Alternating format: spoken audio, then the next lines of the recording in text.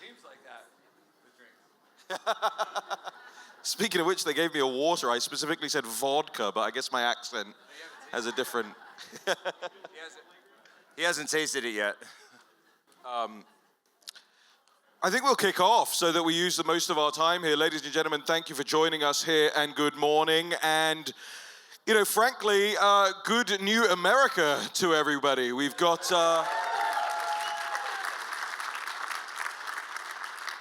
I always love being the British guy at things because it's kind of confusing to a lot of people, especially, you know, there are all these events that we have to do, and I was in LA just 2 days ago speaking with Karen Zigman's group out there. If anybody knows it, they're doing fantastic work out there, believe it or not, in LA.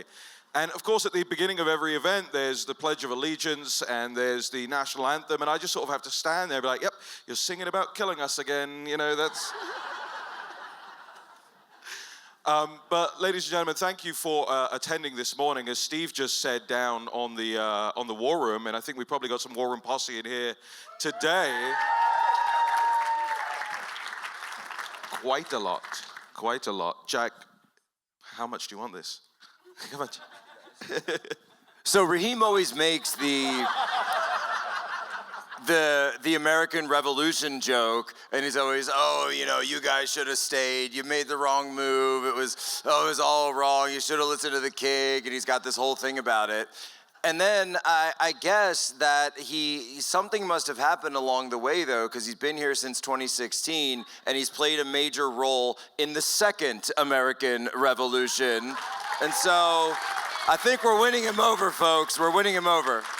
Listen, you guys did the original Brexit, right? I just did the second one. So I want to welcome to the panel, you know, just people that I absolutely love working with. Of course, Jack Posobiec being one of them. Joshua Lisec, who's been instrumental in Jack's career, quite frankly. And probably one of my favorite people on planet Earth. And then also Natalie Winters is here, ladies and gentlemen. Thank you. The feeling's very mutual. That was a self-introduction, by the way. You know, this panel, as they asked us to put it together, they kind of gave me free reign for what it's about. Bad idea, turning point. Yeah, it's just a terrible idea. I said, you know, I'm going to be fresh straight out of what Steve just said. I came straight from the last party that was happening last night and straight up onto this stage. And I think what's really important right now, and I think we all need to cheer this and be grateful for it, and thank God, quite frankly, that the corporate media is absolutely in free fall right now. By the way, this is the corporate media that if you go and look up German Christmas market right now, they will tell you that a car supposedly drove itself into a German Christmas market yesterday. Car drives into market. Incredible. It wasn't a Tesla. It wasn't one of these Waymos out here. Have anyone tried the Waymos yet out here in Phoenix? Some people tried it. Some people are trying to blow them up. I like it. I like the solitude of it. You don't get a smelly person in the car with you or whatever.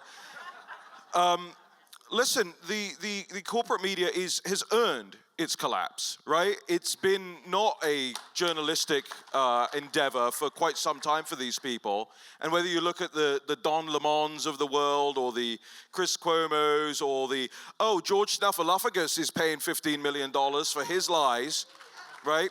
And by the way, they deserve a lot worse than that. They're getting off light, if you ask me, defaming the President of the United States on television. Can we, speaking of George real quick, can we... See what I meant about the microphone? I know, right?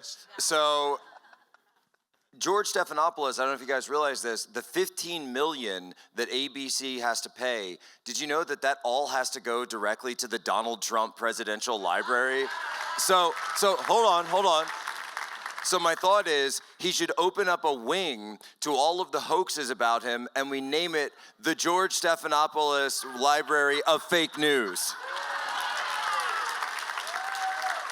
I'm stealing that one. That's a good one. I stole yours yesterday, so, so we'll make us even. It's just an exchange. The corporate media deserves to be in collapse, but I want to tell you guys, I see this trend amongst, and it's not a trend, I mean, it's the way of the world, of the TikTok influencers and the Instagram influencers, and young people all seem to want to be that. But, you know, my message for you from this stage today is that, yes, that's good and you're reaching lots of people, but actually there are real journalistic skills that you need to be building in to doing that thing, to building that audience and to getting the truth out there.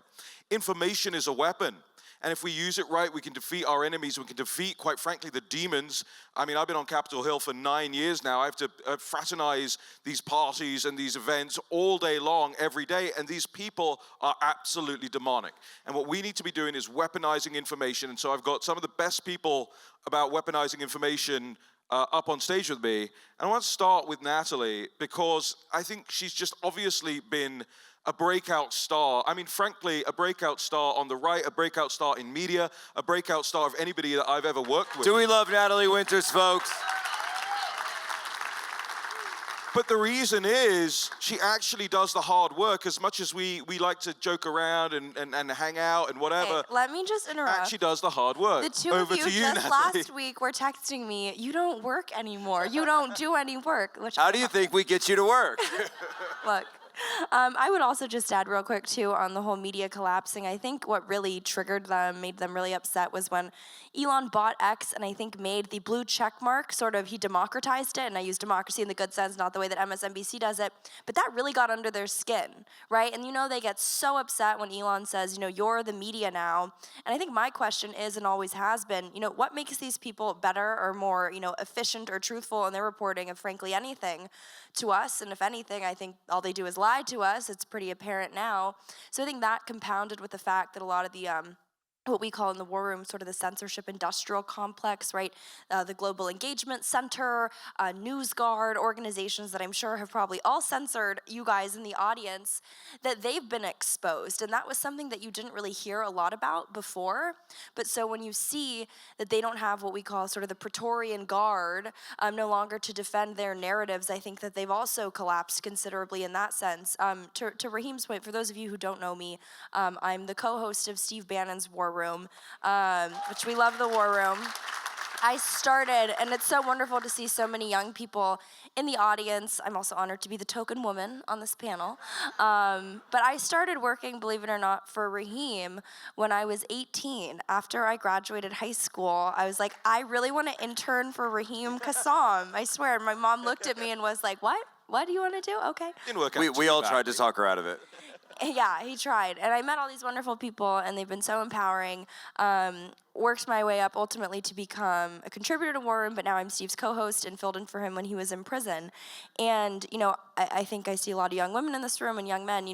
There's different routes that you can take, and I'm not speaking from a position of privilege or trying to sound patronizing, but I think a lot of people want to take the easy route and just do talking points and post reels on Instagram, but you're not going to get anywhere if you're doing that. You have to do real, actual reporting, real news, which I'm happy to get into. It might be too granular for some people if you're not into it, but that's how you're able to build a career. Don't do opinion commentary. No offense. The one thing I internalized when I started, no one cares about my opinion. I was 18 at the time. I don't know what I'm talking about, so I really just stuck to primary source reporting, and that's what I would advise all young people to do.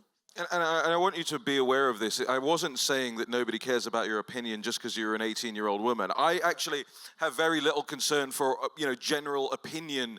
I'm a news guy. Get me the information, the hard data. I don't want any of this anonymous sourcing BS, quite frankly.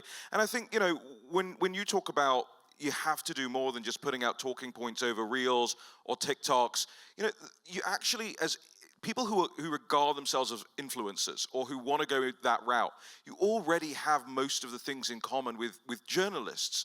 And it's curiosity and it's content creation. Those are the two major skill sets that you need to go out and do actual news reporting. One of the things I think you guys did, Josh, with your books especially, is going further, going beyond, asking the difficult questions. That's real news reporting. Talk to us a little bit about you and your process. Yes, thanks, Raheem. Hello, everyone. I'm obviously Joshua Lisec, and my career began in ghostwriting, and I've ghostwritten a number of books, 96 books I've ghostwritten in the last 14 years, so I'm a bit of a machine, but I'll say half of those have been in the last few years as opposed to towards the beginning. And, of course, I've co-authored Bulletproof and Unhumans, both with Jack. Jack was, thank you. By the way, if you can get unsigned copies, they're worth more. Yes. Yes, and okay. And if Raheem, how many copies of your book are you selling here this weekend? 0, none, nothing, nada. I chose the wrong seat in between you guys. I ghostwrite and co-author books with a lot of the characters in Trump world and MAGA world. Do we have anybody who's a simultaneous sipper? Coffee with Scott Adams? Anyone? Oh, we got a few? We got a few? I'm one. Okay, so I work with Scott on his books. Wait. My mom's back there, Mom. You better have had your hand up. She's every single day simultaneous. That's my mom right there, by the way. So the sort of journalism that you might call what I do is sort of more like long-form sense-making. Long-form sense-making, which is simply longer stuff that helps you make sense of the world. Now, one of the reasons why Unhumans, which is a book about communist revolutions, has been so successful, selling many thousands of copies as it has, and being a New York Times bestseller, is not because it's history of the past, because it's a history of the present, and also the future, unless we do something to stop it. So when we look back at history, we have to ask, what's in it for me? So what?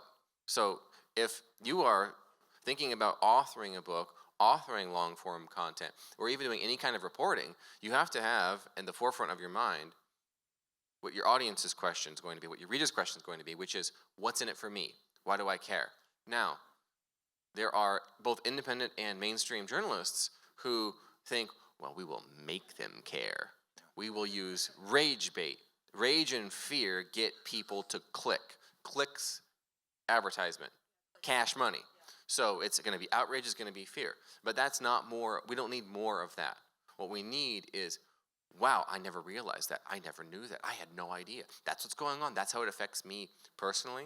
You know, there's that meme of the annoying soy jack, I think he's called, where it's like, but how does this affect you personally? Yeah. That's the question that we need to be asking ourselves as we're sharing this. Books on communism, nobody cares because it does not affect you personally. So we had to do a little sense making and explain how the template of far left-wing revolutions and movements follow the same template over the last 250 years, and we can expect to happen what exactly is what has been happening since the 1950s, sort of a slow-walked cultural revolution in the United States. And this is one example to help people realize what they can do personally. So chapter 13 of the book is sort of the plan to fight back on this. And we tell individual readers who are like soccer moms, they just started a podcast and there's 50 people, or you just listen to podcasts. What can the individual do? How does this affect me personally? There's another series I like to do on X called Spot the Propaganda, where I'll look at headlines from the mainstream media and I'll run through between 5 and 15, let's say, hypnotizing techniques to bring you into a trance to accept the premise. And one of those is the over-reliance on the passive voice. A car was driven. Individual was stabbed. So it's sort of a passive voice, and that of course is communism, where it's oppressor versus oppressed. Where, well, if someone who is in an oppressed category did something that's wrong and evil and terrible, well, we have to switch it from the active, this person did this, to the passive. We don't even have to put them in the story. And then, if they do have active voice, what will they say? Republicans pounce. Yep.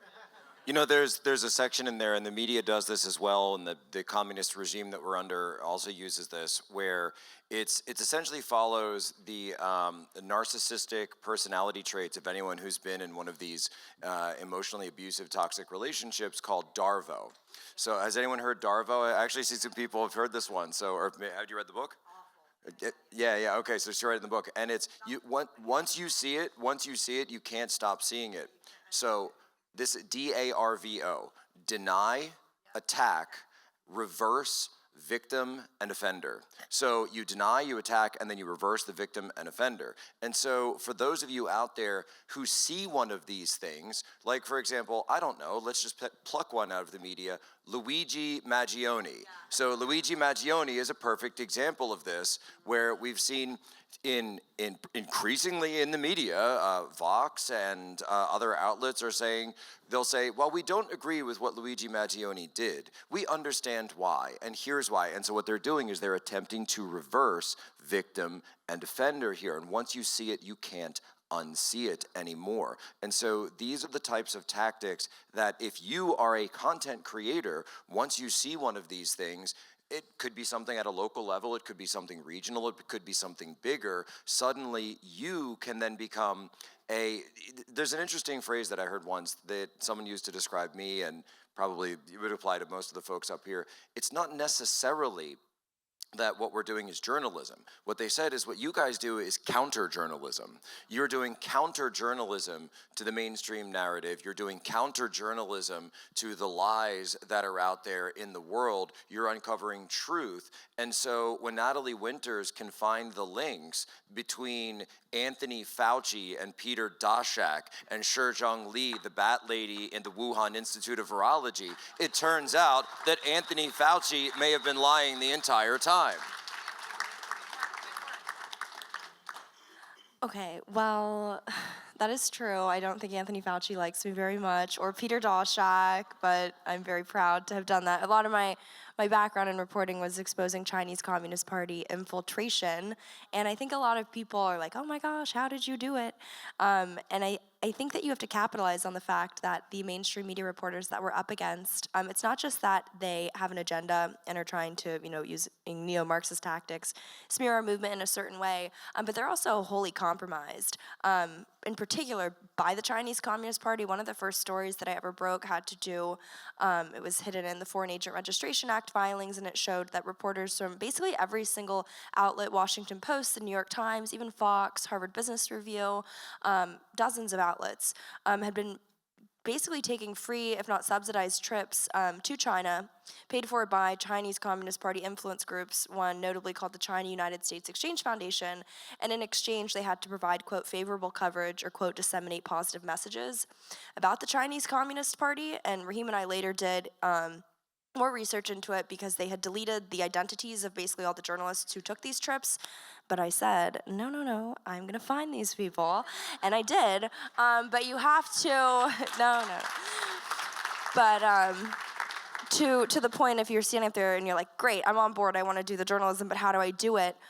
So much of it is so simple in the sense that you gotta learn how to use archive.is, the Wayback Machine, and you pull up deleted web pages and you compare the stealth edits. A lot of the documents that I have used for my reporting have been previously deleted. It's learning how to kind of algorithmically search the internet for certain keywords. So there's a lot of tips and ways to, I always say, kind of hack. And the last point that I'd put to what you're saying in terms of the syntax and the diction, analytically the framing that they use to just kind of elicit a sort of primal response, right, when you read something, or they love the passive voice, anything except if it's not President Trump.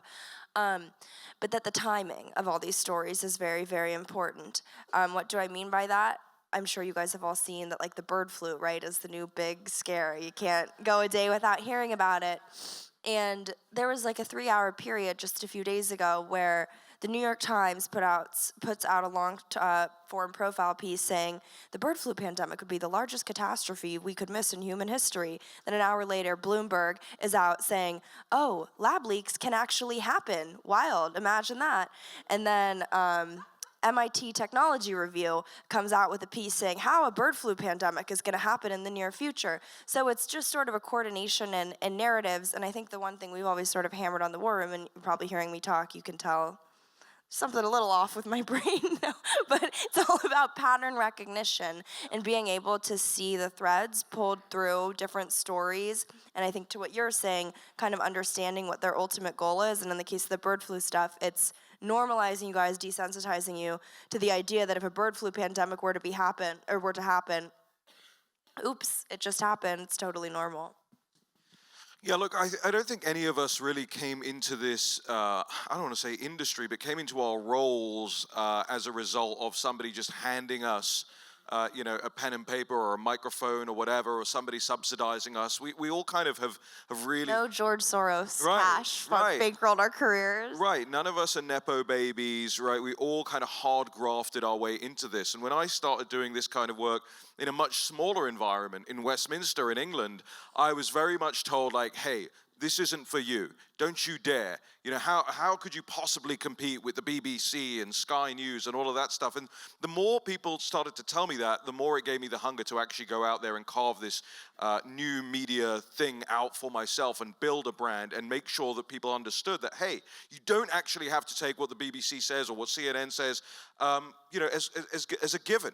And so I wanted to ask Jack about that, especially because, Jack, you have built probably one of the largest X accounts out there now doing political news. I mean, you did a lot of culture stuff early on as well. I just talk a little bit for those in the room who are kind of keen to get into this, but they see like, oh, I couldn't do that. How do I do it? He has 2.5 million followers. How would I ever do that? How did you get there? It's 2.9 actually. 400,000 are fake. And so no, and thank you, Raheem. No, I appreciate that. And if I were being a good friend, I would say it'd be like watching people like Raheem who were there in the fight ahead of me. But I'm not going to do that because he's already been You guys buttered are being up so too nice much. to each other right now. I know, This is so right? weird. And so it's basically the idea is, that I would say is there is news going on around you all the time, everywhere. There are stories to be told. There are examples of counter-journalism that you can do. And every once in a while, something might pop into your lap or something might come up, and suddenly you have an opportunity to do that. And it's something either you're passionate about, or it's something that maybe affected you personally, or it could just be something that you've always had a keen interest in and you want to pursue that. But you do need to have a certain kind of a beat. You do need to have a certain focus area, and it's important to actually have a background in some of these things. So, you know, it's hard because these days on the internet, you're expected to be almost an expert of all things. Hey, what's your hot take? What's your hot take on this? I'm not going to say it. You know, what's your hot take on this? What's your hot take on that? And then there used to be this meme on X that, the virology experts are now cybersecurity experts and are now election integrity experts on day 3. And, you know, it's all the same people within the same week, and it's ridiculous.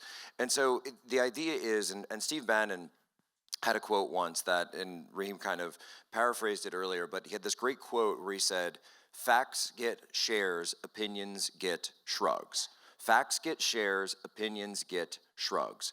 Find facts. Find facts that no one else is talking about. Find facts that could potentially entirely change things that are going on in the world around you, in the narrative around you. One of the earliest things I remember that I, quote unquote, went viral for was simply finding all the way back in early 2017 that James Comey had changed his testimony from one House appearance to another. And in one House appearance, and I don't remember all of it off the top of my head, but it was essentially this. It was essentially that he had said that he'd never felt any pressure from on high during any investigation that he was conducting. Okay. And he said this in 2017. This was after President Trump had become president. Then, a couple of weeks later, after he had been fired, he then said, "President Trump told me to shut down the Mike Flynn investigation." I don't know if you guys remember, this was a whole narrative. And they said that Comey was actually fired to shut down Russiagate, et cetera. And I simply posted the transcripts of the articles saying, well, wait a minute, a couple weeks ago he just said he never felt any pressure. But the point is that you've got to be doing the work, you've got to be doing the reading, you've got to be putting the time in, you've got to be putting the hours in. And people will say, oh, Poso, how do you know this? How do you know that? You always got like some comment. It's when I'm not here or not spending time with the lovely Tanya Tay and the boys, I'm just constantly reading, I'm constantly consuming information, and that's a huge part of it as well, because this is why, by the way, have you ever noticed one of these mainstream media types when they go on a podcast or sit on a panel like this and try to go long form, or they go on Joe Rogan or something, and they completely collapse? They utterly collapse. I've seen them, by the way, in the White House briefing room, and perhaps we'll be seeing them again. I hope President Trump shuts that room down, to be honest. I don't think we should be doing that at all. It serves no purpose. And what he should do, by the way, is go to that, remember, like the fake Oval Office that they have in the EEOB next door, but they put Joe Biden in there to make him think he's president? So take that room, by the way, take that room and then fill it with podcasters and citizen journalists and people like The War Room and people like Real America's Voice, and fill it up with people who actually want to tell the truth. But I've seen those journalists and quote unquote mainstream corporate media journalists, and they have these producers. And then the producer goes in their ear and tells them what to say. And then when they get off camera, they're scrolling Instagram, they're like hanging out with their friends. They have no idea what they're talking about. They're clueless. And the biggest thing that and so understand, if you're in this world and you're in this side of it, your job is to break them. And we can't do that by just calling them names or accusing them and labeling them. No, we break them with facts. And something I could add, if I may, to that is, we may be up here, but each of you have the capacity to be a sense maker in your industry, in your geography, in your community. Most of the time, and at least in this election cycle and going back further, the top stories that everyone is paying attention to, that sucks all the energy away from everything else and focus on this, is because some person had a cell phone and they were paying attention. You remember the Biden selling off the border wall as fast as he can, right? That story is because some guy was paying attention. And he thought, wait a second, what are they doing here? Are they doing what I think I'm doing? So he connected the dots. That's a pattern recognition. Wait a second, are they doing what I think they're doing? Pulls out his phone, starts recording it. He sends it to somebody, sends it to somebody, sends it to somebody, sends it to somebody, and then it gets posted, and then it gets millions and millions of views, and everyone's talking about it. Each one of you have the potential to do that in your community. And maybe it's just you notice some corruption on city council. Or as Vanessa Battaglia here.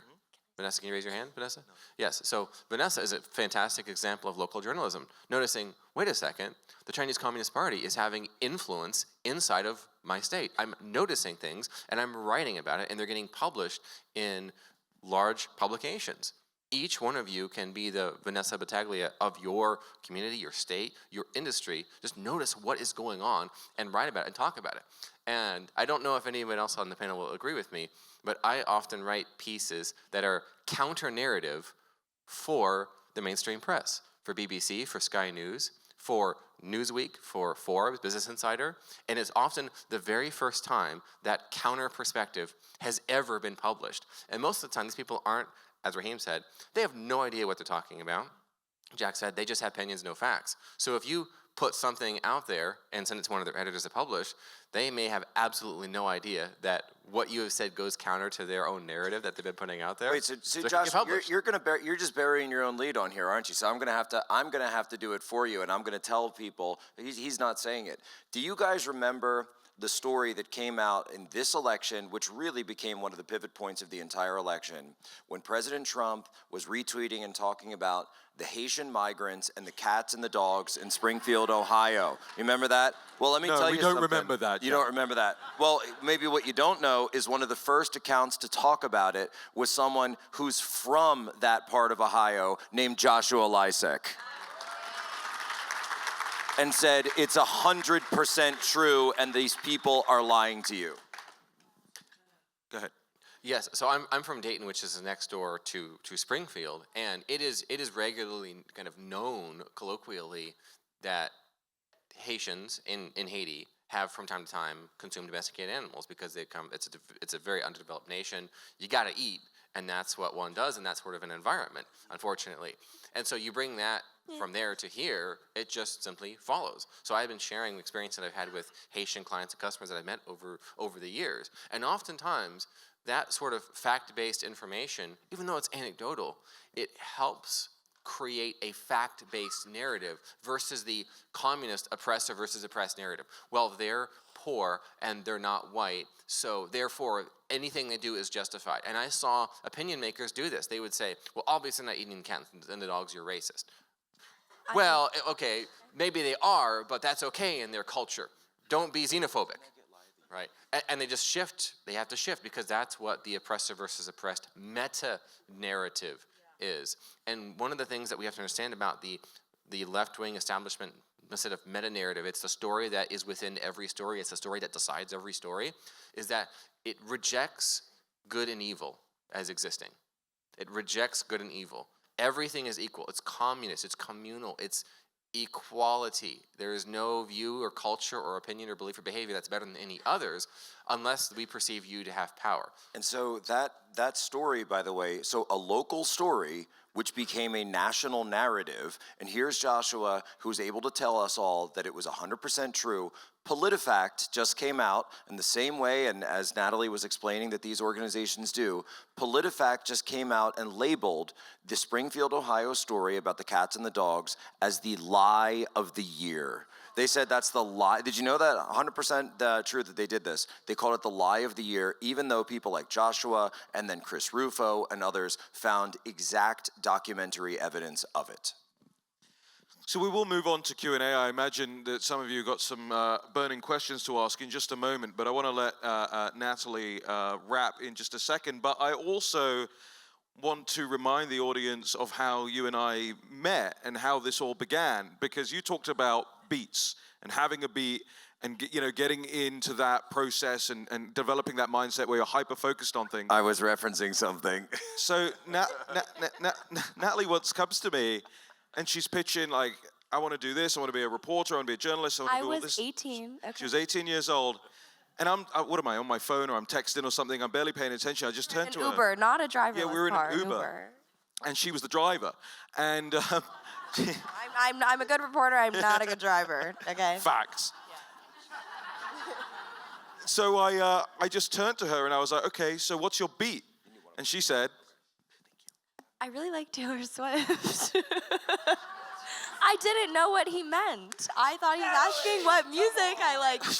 Well, that has not aged well in light of recent developments. Yeah, but right. my concluding sentiment as the not just token woman, but not to nag you guys, but the token young person on this panel.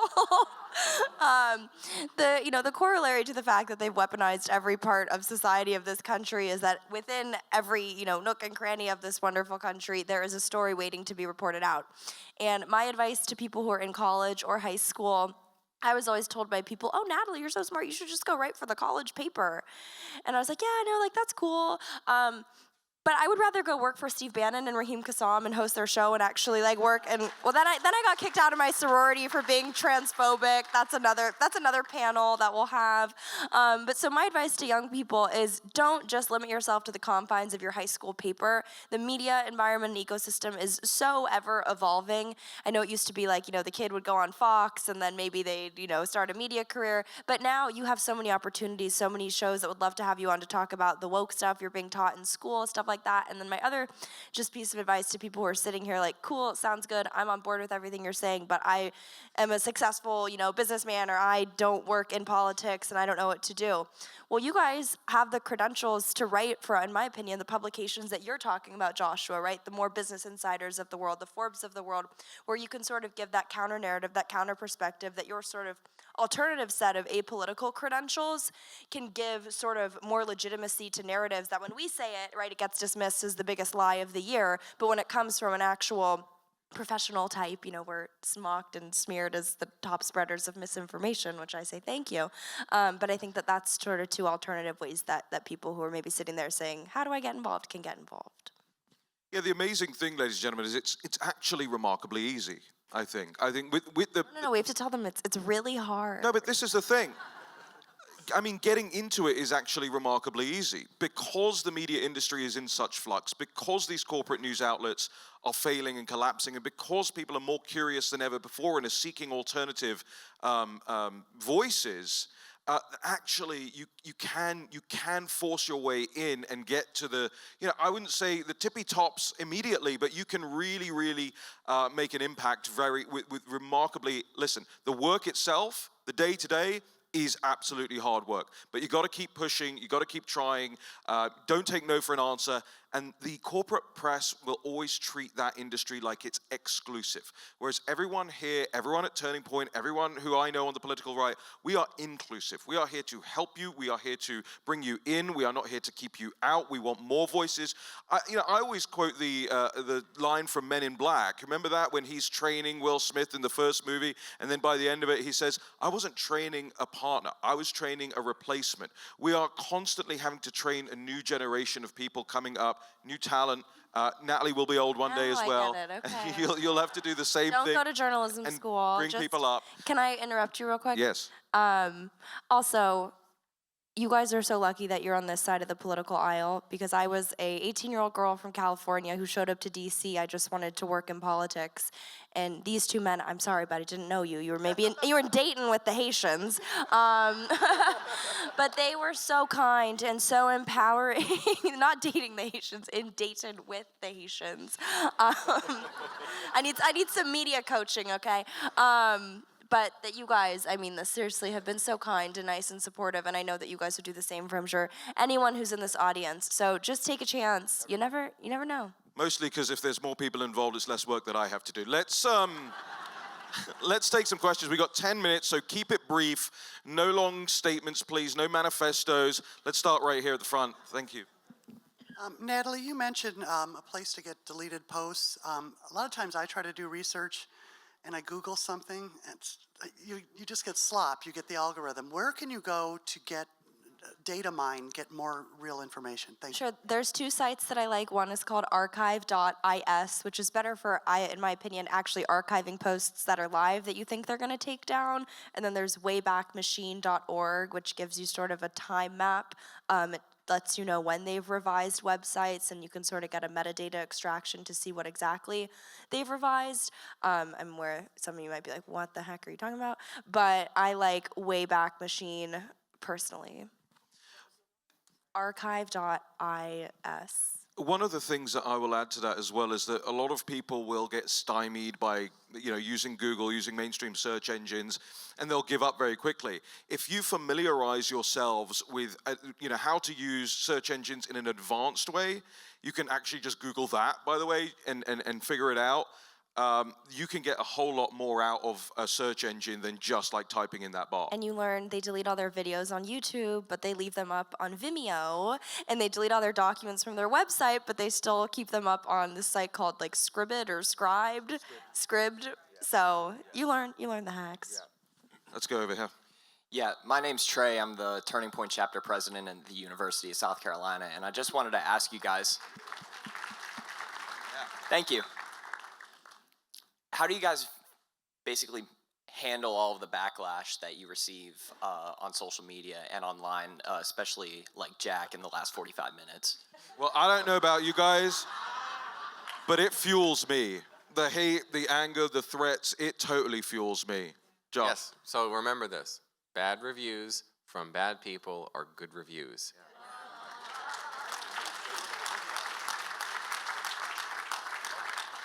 Haters are your most valuable marketers. Woo. Every time, so Jack and I, we've had maybe 30 hit pieces written about us and the book, Unhumans, New York Times multiple times, major presses. And every time they write one, insta-share that. Grab the juiciest insults, highlight it, share it. And I have a ghostwriting business. This is what I do. So I will send out to my client list, look what they said about me today. Wait, for the record, folks, he was sending the press releases to the journalists to get the hate pieces written. That's how much he loves backlash against him. That's you turn it true. into a marketing strategy and a business plan. That's actually true. We write out press releases that sensationalize a story around the book or whatnot, and send it off to socialist bloggers. And so Unhumans, the best-selling communism book in modern history, was denounced by the Communist Party USA.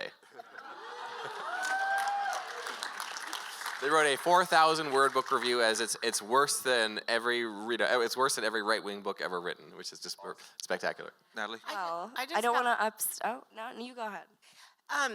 It just seems like the mainstream media is dying, but until they say it's not official. And I'm just wondering if you guys have any ideas about how can we create something where they have to come to your table. You're the, we're there like X Twitter, but I don't know. Any ideas about that? Just clarify that point for a second. It's I did. it's like I talk to people, they don't listen to all of these podcasts and everything. And I'll say, well, this is what's going on, and they just have no perception of Yeah, and usually what reality. they'll say is until mainstream media says So So no, I know exactly what you're saying. So you can use the Haitians as that. You can use obviously yesterday. Who was driving the car with this horrific attack, and the video is very rough. I don't actually recommend people watching it if you don't want to. But the greatest thing we can all do is band together and stop listening to them and by the way, JD Vance has been fantastic on this. JD Vance has been incredible on this. And by the way, the Springfield situation happened in his state where he was the senator, and he said, excuse me, mainstream media, I have people from there calling me, telling me that it's not true. You really just have to get politicians to hold the line. And honestly, when you find ones who don't, especially if they're Republicans, I really recommend bullying them. I recommend harassing them. I recommend demeaning them and just Shaving lowering their their social capital. We need to shame Republicans and bully Republicans into doing our bidding. When we're on the truth, when we're on the side of truth. So I get the question, and I have a little bit of tough love in response to it, right? Because all right, how many people in this room know of the National Pulse, the website that we run? Okay, so about half the room, right? How many of those people have the National Pulse app with push notifications installed on their phones? Right, this is the problem. No, this is the problem. We all want to be part of the solution. And for the people who are building the institutions, we have a nice, clean site. We serve the news in a very presentable and respectable way. But the problem is everybody still defaults back to oh, well, I'm going to share the New York Times article about this, or I'm going to share the CNN article about this. Unless we invest in our own people, and I mean this to everybody in the room, next year when we're up here doing this panel again, I want every hand up when I ask, do you have the National Pulse app installed on your phone? Because not only are we more truthful, we are faster than the mainstream media to all the stories. And you get the real news up front and on your phone immediately as it happens. So in order to combat that narrative where people are defaulting back, we have to support the institutions. And it's not just the Pulse, it's obviously the War Room, it's obviously the Post-Millennial, Human Events, all of those guys too. You have to invest in the people that you say you believe in, right? That it's a two-way street. And the books. And the books, especially the books. We're doing a book And the signing clothes. at some point today. 2 p.m. and 4 p.m. we're doing book signings. Where? In the vendor hall. In the vendor one hall. One at the vendor hall and then one at the RAV booth. And remember, the unsigned copies will go for more on eBay. I think we have time for one more question. Anybody? Let's go. Oh, we got it right at the back there. Yeah, I have a question about when, especially when you're a local person, when, exposing people, where is the line that it may go too far or cause more controversy? Example of, I know, there was the FEMA worker that with the text message just skipping Trump houses, but, I mean, I've gotten, personal text messages from people, from nonprofits that claim to be nonpartisan or bipartisan that clearly show that they have an agenda, but otherwise do good work, and sometimes by, inviting them to talk or maybe gotcha them or exposing things like that or recording them could backfire on your reputation and I don't know if those staff members even represent everyone in the company. Is that always, where's the line where that's not the best way to deal with that? This is a really good question. So this is a journalistic kind of question. You're thinking journalistically already. Look at that. In just 45 minutes, we've been able to go from a group of people who didn't even know each other to a room full of counter-journalists. About 300 of us here. This is incredible. And we're going to go and teach this to others. Now, that's a great question because you do have to be careful. So, and this is something, obviously, James O'Keefe has to deal with because he's constantly exposing people. So the main thing you have to do, number one, I think, verify. You must verify the person that you're talking to is who they say they are. This is something I had to deal with source work in the intelligence community. So one thing we look at is called P&A. So what is their placement? What is their access? Placement and access. And if all of these things are verified and you have that person on the record, then as Raheem Kassam just said, well, hold on a second, that's not an anonymous source. You've got a name, you've got an individual, and if they're using their platform, whether it be public or they're using public funds or something like this, or taking fundraising donations and using it for nefarious purposes, like, oh, I don't know, the Black Lives Matter Global Initiative, then by all means, expose away. Well, ladies and gentlemen, I think we're being given the hook here, but I want to thank you all for joining us this morning. Thank you all for being here at this conference. I want to thank our wonderful panelists, Josh Lisec, Natalie Winters, Jack Posobiec. Please give them a very, very big hand and enjoy the rest of your conference and enjoy the new America. Thank you, everybody. Thank you. And Merry Christmas, ladies and gentlemen. Merry Christmas. Merry Christmas. Ho, ho, ho. Thank you.